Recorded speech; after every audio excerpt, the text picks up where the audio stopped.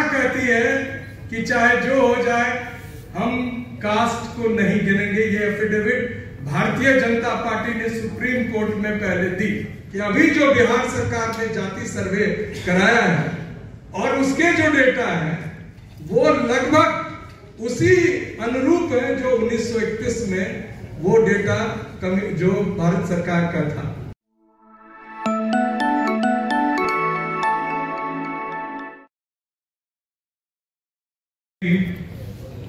जय कर्पूरी जय मंडल। आज इस सभा में और मंच पर बैठे सभी विशेष हमारे वक्ता जो हैं, खासतौर से जो आदरणीय सांसद सुदामा प्रसाद जी जो आज उपस्थित है हम लोगों के बीच में, और इस सभा के और आयोजक हमारे मित्र डॉक्टर संदीप एवं अन्य जो वक्ता है डॉक्टर रतनलाल जो बराबर इन मुद्दों पर मुखर रहते हैं, सभी और सामने बैठे हमारे सम्मानीय श्रोतागण को नमस्कार करते हुए मैं अपनी बात रखता हूं। जाति जनगणना के विषय में 2-3 बातें जानना आवश्यक है। एक तो पहली बात यह है कि हर 10 साल पर यह होता है, यह अंग्रेजों द्वारा शुरू किया गया और 1901, 1911, 1921 एवं प्रकार से लगातार ये होता रहा। आखिरी जिसमें जाति की गणना हुई जिस सेंसस में, वो 1931 में थी। 1941 में भी गणना हुई, लेकिन चूंकि फर्स्ट वर्ल्ड वॉर चल रहा था तो उसके निष्कर्षों को एक इकट्ठा करने में कुछ दिक्कतें आई। उसके बाद ये बड़ी आश्चर्य का विषय है कि 2021 की जनगणना को रोक दी गई। यह न सिर्फ पूरे के पूरे देश के साथ अन्याय है, देश के संविधान विरोधी कदम है, बल्कि देश के बहुजन समाज के साथ भारी एक तरह से उनके साथ एक अन्याय है। क्यों है यह अन्याय? क्योंकि कोर्ट कहती है कि आपको तब आरक्षण मिलेगा जब हम डेटा आपके देखेंगे, और सरकार कहती है कि चाहे जो हो जाए हम कास्ट को नहीं गिनेंगे। ये एफिडेविट भारतीय जनता पार्टी ने सुप्रीम कोर्ट में पहले दी। जब तमाम तरफ से उन पर दबाव आया तो उन्होंने इस एफिडेविट पर परिवर्तन करने के लिए सुप्रीम कोर्ट से आग्रह किया, लेकिन उनकी इच्छा क्या है यह स्पष्ट है कि वो जाति जनगणना नहीं हो, इसलिए देश के संवैधानिक प्रावधान सेंसस को ही रोक के रखा हुआ है। और सेंसस के रुकने पर, और मैं बता दूं जिस वजह से कुछ लोगों का कुछ जगह वक्तव्य आता है कि वो जो कोविड काल था और इस वजह से दिक्कतें आई, तो आपको मैं बता दूं दुनिया में किसी भी देश में जहां पर जहां जनगणना की जाती है वहां कोविड के कारण गणना को नहीं रोका गया।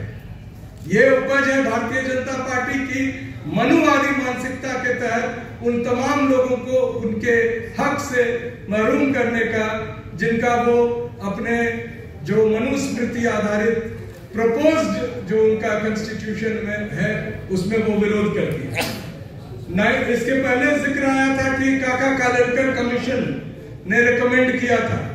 देखिए बड़ी दिलचस्प बात थी, काका कालेलकर कमीशन को ये दिक्कतें आई थी तो उन्होंने कहा था कि कास्ट सेंसस होना चाहिए, लेकिन सबसे आश्चर्य बात था कि जब वो कमीशन की रिपोर्ट तैयार हो गई, काका कालेलकर जो खुद एक ब्राह्मण समुदाय से थे, उन्होंने राष्ट्रपति को जो रिपोर्ट पेश की और उस पर जो उन्होंने अपनी बात कही उसमें एक निचोड़ लिखा कि मैं इस रिपोर्ट से असहमत हूं।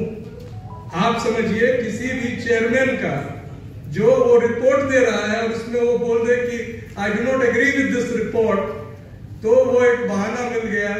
और आपको पता है कि कितने दिक्कतों के बाद ये कमीशन बनी थी काका कालेलकर की। बाबा साहब को इस्तीफा देना पड़ा नेहरू जी के कैबिनेट से। 3 बार वो अपने जो रेजिग्नेशन लेटर है उसका उन्होंने जिक्र किया है।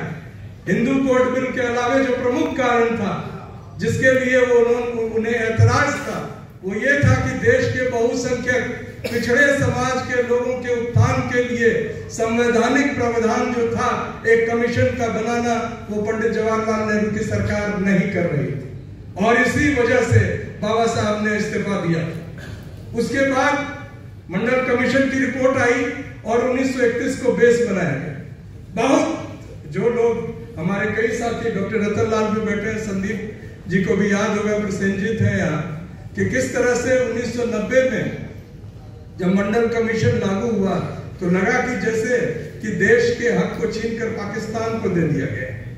एक आग लग गई थी पूरे दिल्ली विश्वविद्यालय सहित पूरे जगह और ये कहा गया जैसे बहुत घनघोर अन्याय हो गया। और उसमें एक प्रमुख आरोप था कमीशन का कि they have gone back on a data which is so old, 1931।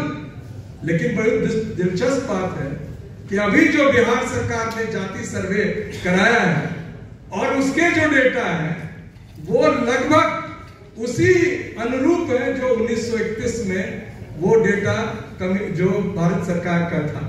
यानी कि 1931 के बाद बिहार 2 राज्य में बढ़ चुका है, बिहार और झारखंड हो चुका है और उसमें कुछ तब्दीलियां भी हुई है, लेकिन जो ratio of the population Mandal commission ने रखा था उसमें कोई परिवर्तन नहीं है। इसलिए मंडल कमीशन को चाहकर भी कॉन्स्टिट्यूशन बेंच ने पूरे तरह से उसके एक एक क्लॉज को बार बार बहस में, और मैं आज याद करता हूं राम जेठमलानी साहब को जिन्होंने अकेले उस केस के पक्ष में लड़ा और उस केस में जीत हासिल हुई और मंडल कमीशन के विरुद्ध पूरे सुप्रीम कोर्ट के फुल बेंच को, कॉन्स्टिट्यूशनल बेंच को एक शब्द नहीं मिला तो unconstitutional clause of creamy layer was added by Supreme court.